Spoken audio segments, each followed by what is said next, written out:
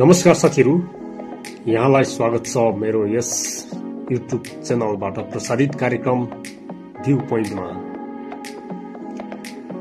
यति बेला बंगलादेशको प्रधानमन्त्री शेख हसिनालाई मृत्युदण्डको सजायबारे एकदम व्यापक चर्चा भइरहेको छ।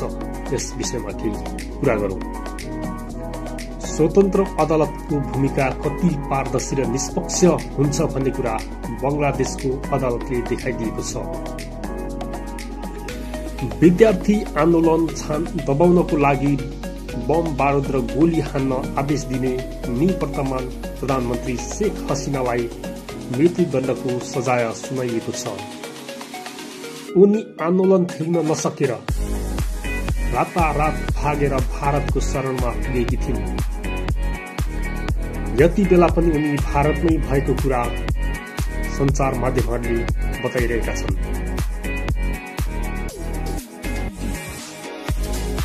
त्यस्तै घटना, त्यस्तै प्रवृत्तिको घटना नेपालमा पनि भएको थियो। दर्शकहरू, भाद्र 23 र 24 गतिको आन्दोलन।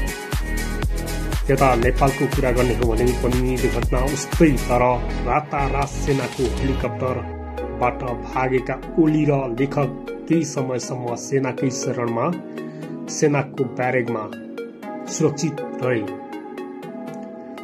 त्यसपछि परिस्थिति सामान्य बन्दै गएपछि उनीहरू एकाएक सार्वजनिक हुँदै जेनजी आन्दोलन र त्यसपछिको सरकारलाई च्यालेन्ज दिँदै खुल्ला सार्वजनिक अभिव्यक्ति दिँदै हिँडिरहेका छन्।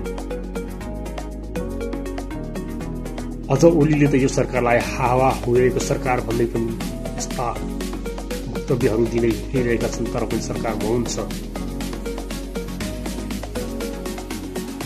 लेखक गृहमन्त्रीमा रहँदा भिजिट भिसा प्रकरणबाट दैनिक 50 लाख घुस खान्थे र त्यसभन्दा अगाडि पनि यो काम चाहिँ उनले गरिरहेका थिए भन्ने कुरा सञ्चार माध्यमहरूबाट स्पष्ट सुन्न सकिन्छ। त्यस्तै ओली भ्रष्टाचारीको संरक्षण गर्दै आफ्नो कुर्सी जोगाउन तल्लीन र व्यस्त रहन्थे।